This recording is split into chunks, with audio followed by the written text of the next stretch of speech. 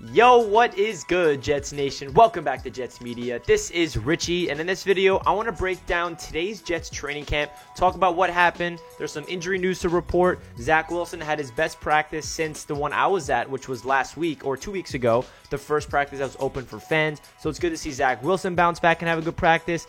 And we're going to go talk about basically everything that all the Jets beat reporters were tweeting about in today's Jets training camp. So before I hop into it, I just want to mention, if you guys are new to Jets Media, please do not forget to smash that subscribe button. And if you want to check me out over on Instagram and Twitter, that is at NYJets_media. And if you enjoyed the video, please do not forget to thumbs it up. With that being said, let's jump right in. So today was the last day of practice before the first preseason game against the New York Giants on Saturday night.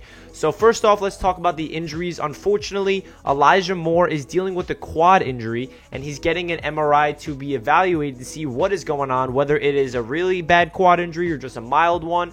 His status for Saturday's preseason game is up in the air. Definitely the one guy we do not want to go down with an injury. Let's hope that it's just a grade 1 strain and he can be, off the field for 1 to 2 weeks and he can be back in time for regular season, because Elijah Moore is definitely a really big part to this offense. As we know, he's been all over the place every single day of practice. He's been making plays. So let's hope Elijah Moore is okay. Definitely not what you want to hear, but injuries are a part of the game. Braxton Berrios, he's dealing with the groin tightness, and he's been dealing with that for the past couple of days. Robert Saleh is expecting him to be with the Green Bay Packers and Jets joint practice next week. Elijah Vera-Tucker, he's still dealing with his pec strain. He's more day-to-day. I don't think he's going to be back for the next week or two, if I had to guess. And then Quinnen Williams. Quinnen Williams is expected to be practicing with the Jets next week with the joint practices with the Green Bay Packers. So that's very good news about Quinnen Williams. We knew that his timetable for returning was for the week 2 of preseason, and that's exactly what it looks like it's happening. That's very good news, because Quinnen Williams had foot surgery a couple months ago, and it looks like he is on time to be here for the Jets practice next week. Now let's get into today's practice outside of all the injury news. So Zach Wilson had his best practice so far of training camp since the first one that was open to fans, the one that I was in attendance. He had a beautiful 40-yard dime down the field, I think, to Jamison Crowder. He was flinging the ball all over the place. He looked like a very good guy, very good quarterback. According to all the beat reporters that were at Jets training camp, he was very decisive at the line of scrimmage. He was actually doing some audibles. He was changing up the plays, which you like to see, because the offense is fully installed now. So he's really understanding the sets. He's reading the defenses. He's becoming an NFL quarterback before our eyes. And this is just proof that you cannot read too much into training camp, because the days that he struggles, the media will explode about it. Not like the Jets beat reporters, they will write about it, but then outside NFL people are going to go in and just harp on Zach Wilson and say, oh, he's trash, he's the bust. But then when he has good days like today, no one's going to talk about it. It's just the reality of a rookie quarterback in training camp. It's a roller coaster. It's ups and downs. You can't read too much into his good days. You can't read too much into his bad days. But it's definitely a good sign that he's turning the corner and he's adjusting and learning on the fly and, learning from his mistakes. You can see that he is absolutely, going back into film of practice and understanding what he can get away with, what he can't get away with. And it's a very good sign that Zach Wilson is bouncing back in practice. Now, let's get into the next player I want to talk about, which is Corey Davis, because he looks like Zach Wilson's favorite target. He is looking like a true number 1 receiver. He is Zach Wilson's favorite guy to go to in the red zone. He's a security blanket. He gets open whenever he needs to. He's a big body guy, and he's our big free agent guy that we brought in to be the wide receiver 1 for this New York Jets offense. And remember, Elijah Moore, he missed the first practice of training camp, and Zach Wilson still had a great day. We always think that Elijah Moore is going to be getting the boatload of the reps because he's so good and he gets open all the time, and Zach Wilson loves to feed him the rock. But with Elijah Moore out, Corey Davis really stepped up, and he's been consistent all throughout training camp. It's not like today was the first day Corey Davis looked good, but Corey Davis was all over the place. He is truly looking like the number 1 receiver for this Jets offense. That's a very good sign, because he's somebody that we brought in on a 3-year deal. He's entering the prime of his career, and he's somebody that a rookie quarterback can rely on. A veteran, a big body guy that can go up there, make the contested catch. He can get separation. He can go over the middle. He can be a red zone threat. He's very versatile. He can do everything you want in this style of offense. And the next guy I want to talk about is running back La'Mical Perine. He's been turning heads in training camp. Connor Hughes tweeted out that he's been very impressed from La'Mical Perine, the year 2 running back out of Florida. And for those guys that follow me on Twitter and watch all my videos, I've always been high on La'Mical Perine. Most Jets fans have been writing off LaMichael Pirine, saying that he's a cut candidate, saying that he's a running back 4 or 5. Everybody's in love with Ty Johnson and Josh Adams over LaMichael Pirine. I was the opposite. I always felt like LaMichael has a role on this team. I understand that his play style does not really fit the scheme. You need to be fast. You need to be able to, put the burners on for this outside run zone scheme. But I do feel like LaMichael Pirine has the vision. He has the power element. He has everything you want in a running back, and he'll be able to thrive. I like that we have versatility. We don't want every single running back to have the same exact traits.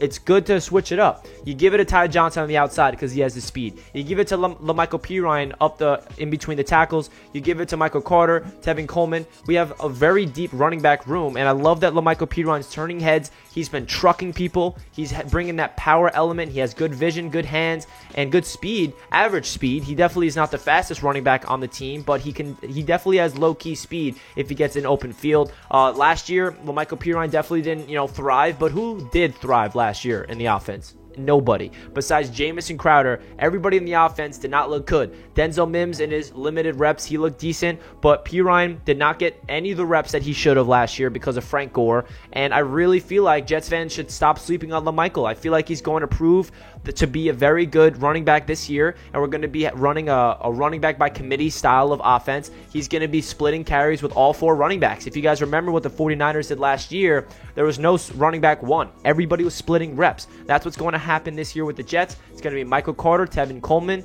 LaMichael Pirine, and Ty Johnson. All 4 of those guys are going to be rotating in and out all throughout all 4 quarters in the regular season. Now, the next position group I want to talk about is the secondary. They've been making plays. The young secondary is legit, guys. I don't want to say legit, but they've been making plays in training camp. Zach Wilson had a very good practice today, and so did Corey Davis, but there were some times where Zach Wilson would force it into tight coverage. Bryce Hall's all over the place. Pass deflection. Michael Carter II, and at the end of practice, they were doing red zone drills. He dropped a near interception. Michael Carter II also had a pass deflection. So he's been playing that with his first team in the slot corner position. So it's good to see Michael Carter II make some plays. Love to see that. And then Brendan Eccles, he's been all over the place. Yesterday was his best performance as a rookie so far in Jets training camp. Today he actually left practice due to someone thought it was an injury the Jets beat, but then he did return to practice. So there's nothing wrong with Eccles, which is a very good sign. But Jason Pinnock also had an interception today against James Morgan. So it's awesome to see that this young Jets secondary is making plays. Bless Austin also had a very good play today. I think Corey Davis was wide open. Zach Wilson threw him the ball, but then Bless recovered and had the pass deflection, and it would have been a touchdown if Bless Austin was not there. So Bryce Hall, Bless Austin, Michael Carter II, Brandon Eccles, Jason Pinnock, all 5 of the young cornerbacks are making plays for the Jets, and that's all we can ask for because this young secondary is definitely the biggest question mark on this Jets team, especially on the defensive side of things. We have veteran on the defensive line that we're comfortable with. We have solid linebackers. We have veteran safety duo of Marcus May, LaMarcus Joyner. But when it comes to the corners, it's all young rookies and inexperienced guys. So it's good to see them making plays in training camp. Now let's get into Carl Lawson because he's definitely the talk of training camp. He's been the best player for the Jets so far this entire training camp, and he's been getting the best of anybody he lines up against. Today he actually matched up against the right tackles, which were Morgan Moses and George Fent. They've been having a competition, so they're both rotating in and out, and Carl Lawson looked very good against them, and then he subs back against Mekhi Becton, and he had a sack right away. So Carl Lawson's been getting the best of this entire Jets offensive line. He's been getting to Zach Wilson, sacking him almost every single practice, it feels like. Mekhi Becton is definitely struggling against Carl Lawson, but I'm not too concerned about that. I feel like Mekhi Becton, he's always been someone that can, really adjust and learn on the fly. And Carl Lawson, if you go back to his tape last year, whenever he matches up against a really tall, big tackle, he gets to the quarterback over 20% of the time. He's that good. So it's very good sign that Carl Lawson is being this efficient at the line of scrimmage, putting pressure on the quarterback, because that's only going to unlock this defense to another level. Now, to finish off the video, I want to talk about the kicker competition between Chris Nager and Matt Amendola. They both finished 3 for 4 from field goals this Jets training camp in the gauntlet. So it's interesting to see who's going to win this battle. We could definitely sign someone in waivers to bring someone else in. I don't know if one of these two are going to be kicker number 1. We will find out, but it's definitely something to look out for on who's going to win the kicker job for the New York Jets. So that does it for this video, breaking down today's Jets training camp. Leave a comment down below your thoughts and like the video if you guys enjoyed. Comment down below a Jet emoji if you stayed to the end, and I'll catch you guys in my next video. Let's go Jets. Peace.